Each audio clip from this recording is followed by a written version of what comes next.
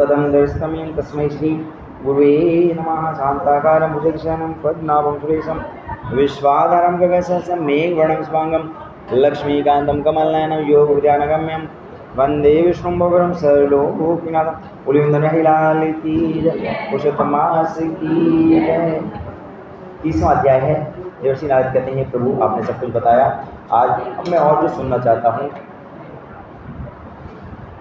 चाहता हूँ, पतिव्रता स्त्री के जो लक्षण हैं वो मुझे बताइए। सूर्य जी कहने लगे, जब नारद जी ने ऐसा पूछा तो भगवान नारायण ने सारी जो बातें थी बताई, वो आप भी सुनो। जो हे नारद जी मैं बताता हूँ पतिव्रता के उत्तम लक्षणों को, तुम उसे ध्यानपूर्वक सुनो। पति के रूप हो, कुत्सित व्यवहार करने वाला हो, सौंदर्यवान हो, ऋण हो, क्रोधी हो, मध्य आदि पीता हो, चाहे पापी हो, मूक हो, बधिर हो, अंध हो, भयंकर दरिद्र हो, कृपण हो, दीन हो, निंदित हो, कैसा भी हो, अर्थात चाहे जितना भी दुर्गुणीय स्त्री हो, सती स्त्रियों को सदैव मन वचन वाणी से पति की सेवा करनी चाहिए। कभी पति के साथ कठोर व्यवहार नहीं करें। स्त्री चाहे किशोरी हो, युवती हो, प्रौढ़ा हो, वृद्धा हो, सभी कार्य पति की इच्छा के अनुरूप ही करे। अपने घर में स्वतंत्र रूप से कार्य न करें। अहंकार, काम, क्रोध आदि त्याग करके सदैव पति को प्रसन्न रखे। दूसरों को प्रसन्न रखने का प्रयास न करें। जो स्त्री पर पुरुष से दृष्ट हो, उसके मधुर वचनों तथा जन समुदाय में स्पर्श करने पर विकारग्रस्त नहीं होती, वो सती कही गई है।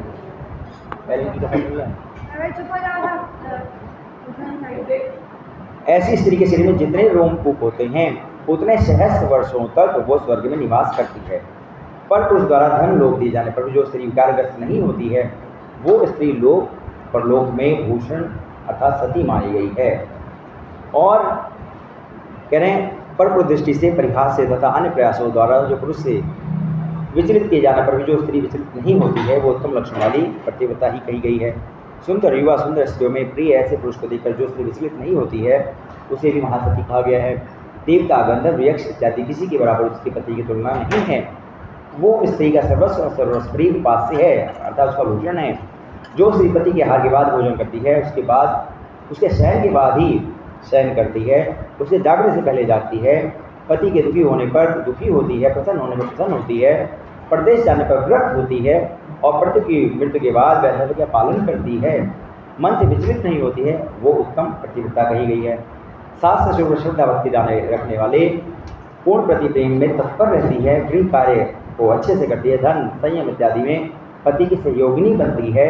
खेत वन ग्राम इत्यादि से लौटने पर जो स्त्री आसन जल तथा मृत्यु वाणी के द्वारा पति का सत्कार करती है, सदैव प्रसन्न मुख रहती है, समय पर आहार देती है, भोजन के समय प्रिय वाणी से सत्कार करती है, और घर में प्रधान स्त्री सदैव आसन भोजन दान सम्मान प्रिय वाणी में तत्पर रहती है, गृह खर्च का सदुपयोग करती है, बचत कार्य करती है, दान के निमित्त दिए गए धन में से कोई बचत नहीं करती है, बिना पति के आज्ञा के अपने भ्राताओं को भी धन नहीं देती है, पर पुरुष वार्तालाप, असंतोष, दूसरों के व्यापार की बातचीत, सदा हंसना, क्रोध, ये सारी प्रतिव्रता को छोड़ देना चाहिए, और ऊपर बताए गए सारे नियमों का पालन करना चाहिए।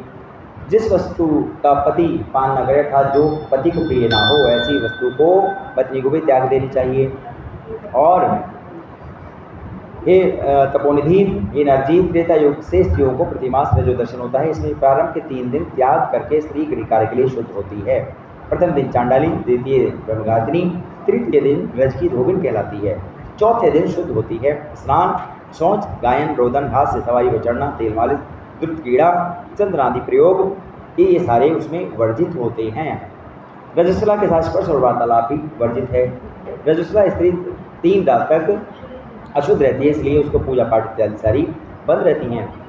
रजस्वला स्त्री स्नान करके परमेश्वर का दर्शन न करे, सूर्य का दर्शन करे, पंचगव्य का सेवन करे, अपनी शुद्धि के लिए पंचगव्य अथवा दूध का पान करे। उत्तम स्त्रियां इन नियमों का पालन करती हैं। गर्भवती भी नियम का पालन करे, अलंकृत होकर मृदुवाणी तथा पति हित में तत्पर रहे, प्रसन्न मुख होकर के धर्म तत्पर, शुद्ध आत्मरक्षा में सजग, और पति की सेवा में तत्पर रहे, बुरी स्त्रियों से दूर रहे, सूख की वायु शरीर में न लगने दे, मित्र वक्ताओं के संसर्ग से दूर रहे, अर्थात जिनके बच्चे बालक मर जाते हैं तो कुछ समय तक उनका परहेज रहता है। अप्रिय दर्शन, भयानक तथा बहुत भयंकर स्थिति कोई कथा, कोई कहानी ऐसा ना श्रवण करे। गरिष्ठ यानी जो पचने में ज़्यादा मुश्किल होता है, ऐसा भोजन न करें। ज़्यादा उष्ण या तो बहुत ज़्यादा तीखा या बहुत ज़्यादा गर्म भोजन न करें। इन नियमों का पालन करने वाली पतिव्रता स्त्रियाँ उत्तम पुत्र को उत्पन्न करती हैं। अन्यथा अन्न को स्तंभन इत्यादि अगरबाद इत्यादि लगा रहता है। ईर्ष्या, राग, द्वेष, शौच, निंदा, मात्सर आदि से दूर रहें, पर पुरुष प्रशंसा, यशगान से दूर रहें और पति के समीप वास करें और पति के बताए स्थान में उसकी रुचि के अनुसार ही रहें। स्वतंत्र दृष्टि से नहीं देखें, पर पुरुष को ना देखें, विलास दृष्टि से केवल पति मुखी देखें। पति द्वारा व्यथा कथित आदर पूर्वक सुने, अर्थात कोई ऐसी दुख है तो पति के सुने, उसके बोलने के समय ना बोलें और गायन करें, पति के सम्मुख एकाग्र होकर के बैठें।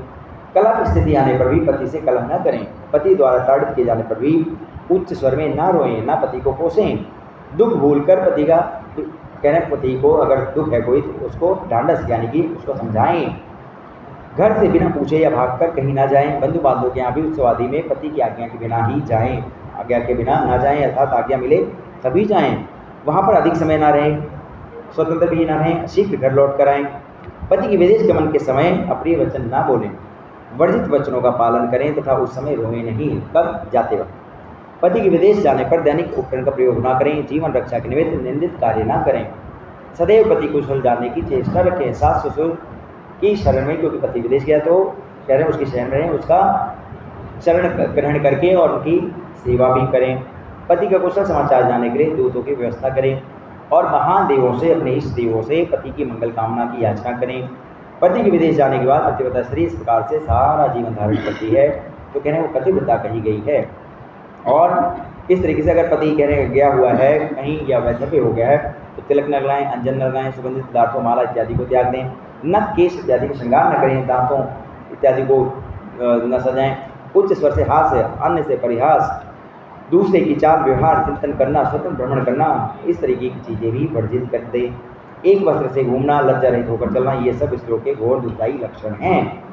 गृह कार्य करके, हरिद्रा लेपन करके, शुद्ध जल से शरीर को स्वच्छ करके श्रृंगार करें। जब पति आ जाए तो प्रसन्न मुख होकर के पति के पास जाएं और मन वचन क्रम से उसकी सेवा करें। पति के द्वारा बुलाए जाने पर शरीर उपस्थित हों और उसकी सेवा के लिए या उसकी इच्छा के लिए जान करके पूछें कि आपके द्वारा क्या आदेश है, आपने किस लिए बुलाया है। घर के द्वार पर ज़्यादा देर तक खड़ी ना रहें। पति से प्राप्त वस्तु किसी अन्य को ना दें। आपको पति ने कुछ दिया और आपने उसको आगे दे दिया।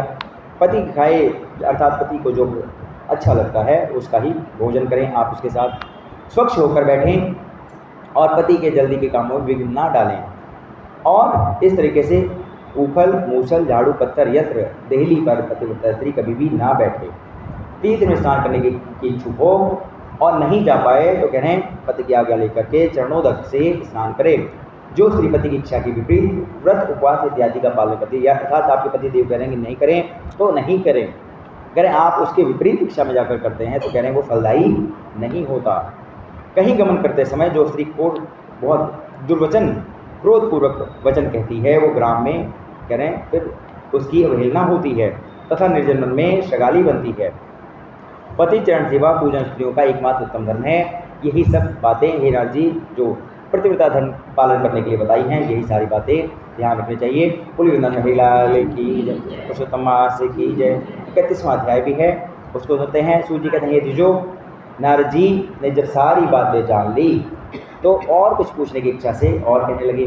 नारद जी कहने लगे प्रभु ही बद्रीपदे, आपने समस्त दानों में कांसे का जो आप लोग अब उसके बारे में पूछें, कह रहे कांसे के का जो बर्तन है, जो पात्र है, वो उत्तम दान कहा गया है पुरुषोत्तम मास में, तो उसके बारे में मुझे बताइए। नारायण कहने लगे नारद जी वो भी मैं तुम्हें बताता हूँ। यही प्रश्न एक बार पार्वती जी ने भगवान शंकर जी से किया था और जो बताया था सो मैं कहता हूँ। उन्होंने शिव जी से पूछा था, शिव जी ने उन्हें बताया था।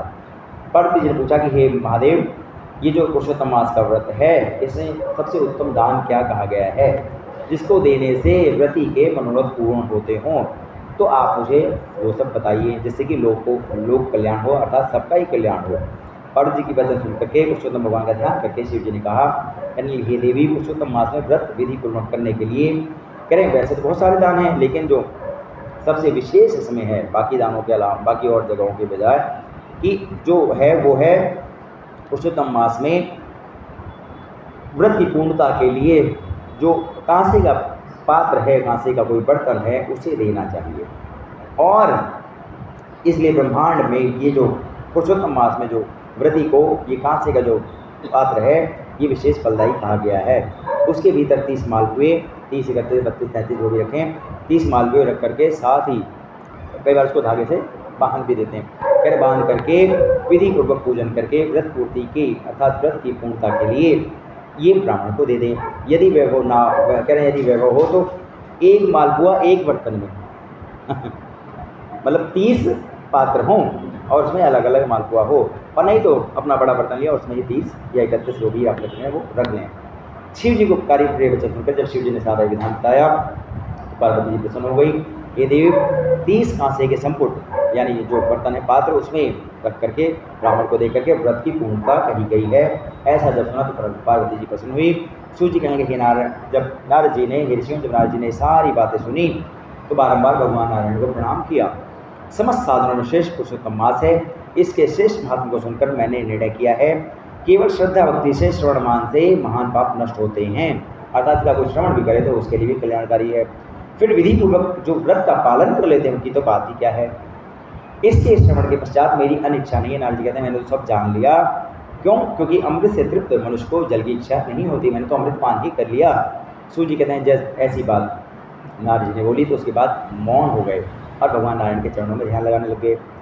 जो गृहासक्त प्राणी अधम है, कौन से? वो जो इस व्रत का पालन, पुरुषोत्तम मास का पालन नहीं करते हैं, इसका श्रवण नहीं करते हैं, ऐसे प्राणी जन्म मृत्यु का दुख और प्रियोजनों का वियोग भोगते हैं।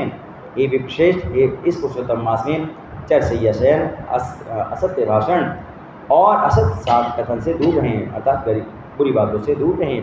पर निंदा, पर भोजन और बहुत सारे जो निषेध शास्त्रों में कार्य दिए हुए उनको ना करें।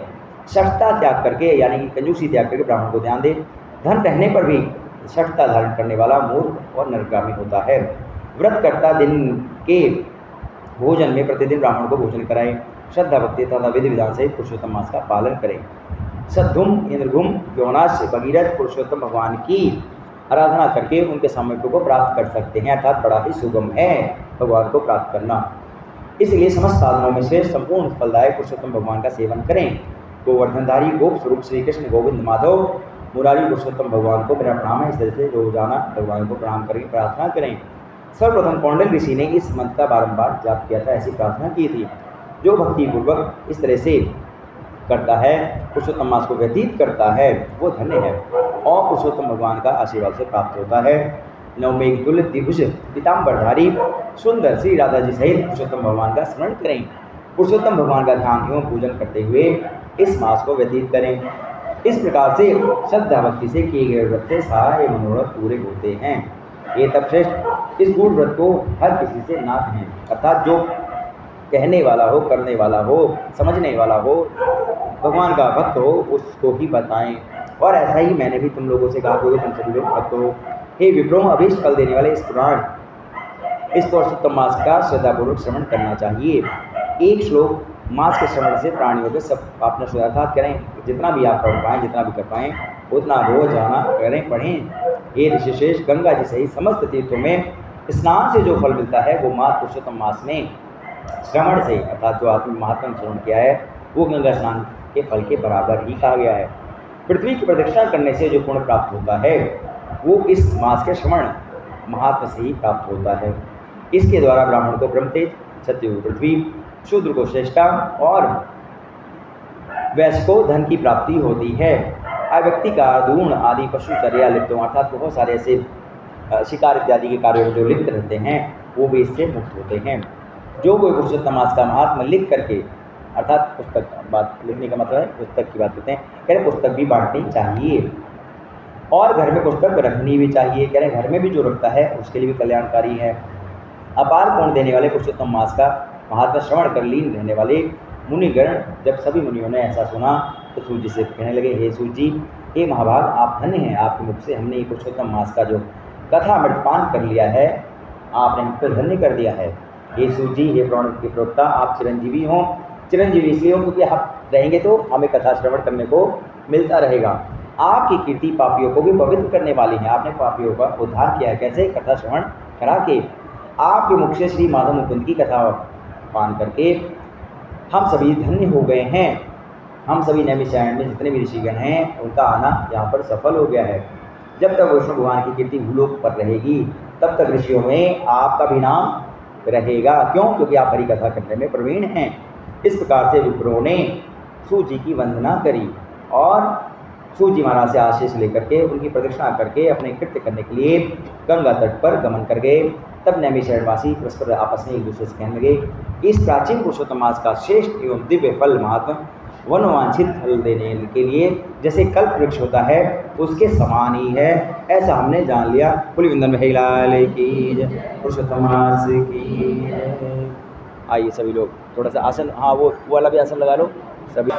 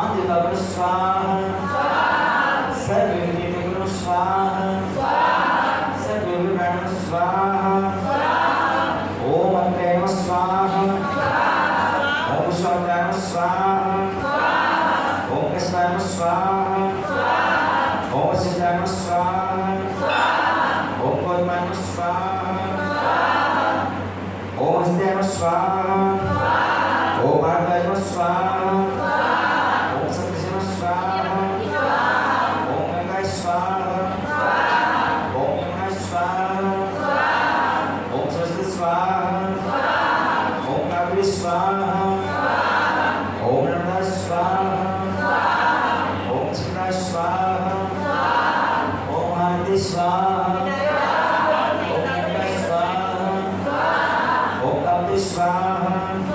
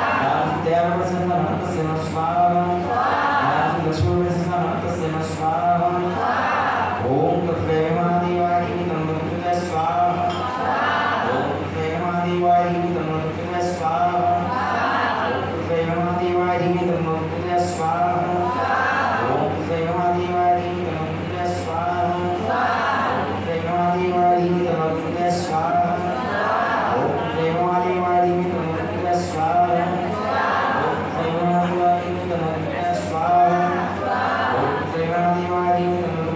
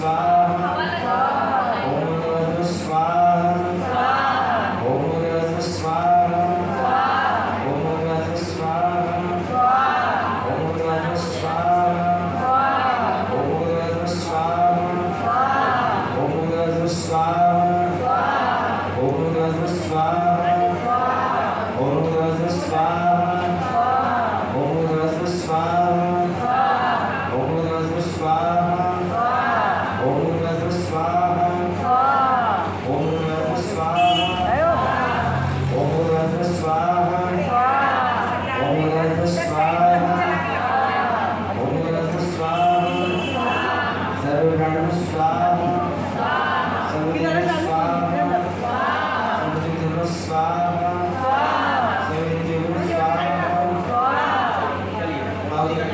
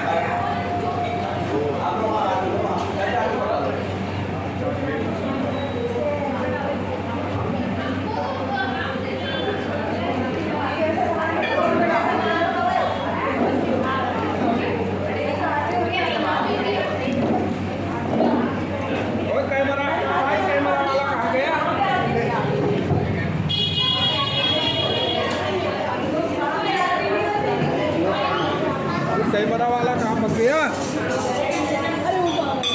भाई? कैमरा वाला किधर गया? कैमरा वाला किधर गया भाई? वो कैमरा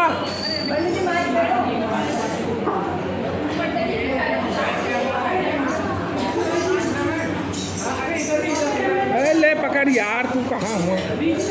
न्यू कैमरामैन चाचा पंडित जी।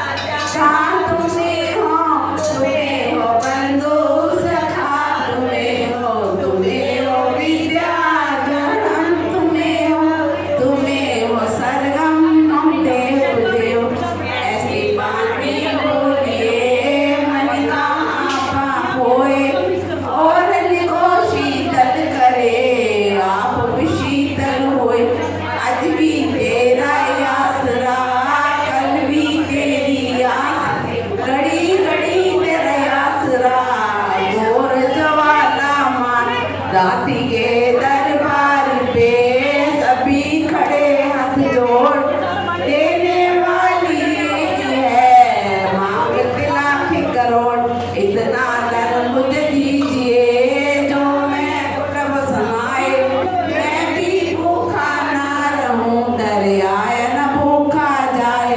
दास में अब गुण बहुत है, करना नहीं ध्यान, सिंधुवाहिनी अंबिके करो मेरा कल्याण, सिंधुवाहिनी अंबिके करो मेरा कल्याण। धन्य धन्य मां अंबिके शक्ति शिवा विशाल, अंग अंग में रम रही मेरी दाती दीन दयाल, अंग अंग में रम रही मेरी दाती दीन दयाल। जयकारा निस्तारा झूलेगी दजा बाजे कनगाड़ा, माता जी नु संती सन प्यारा जोई कोके माते जयकारा बुलाएगा सोनिया हो देगा। बोल सांचे दरबार की जय, धर्म की जय हो, अधर्म का नाश हो, प्राणियों में सद्भावना हो, विश्व का कल्याण हो, धर्म का प्रचार हो। ओम हर हर महादेव, जय जय श्री राधे, जय जय श्री राधे। सुंदर श्याम से मिला दे, जय जगती माता श्री से मिला दे। आज के आनंद की जय, गौ माता की जय, सनातन धर्म की जय, धरती माता की जय। बोल साचे दरबार की जय, पुरुषोत्तम मास की जय। बधाई बजे रंग में आज तो में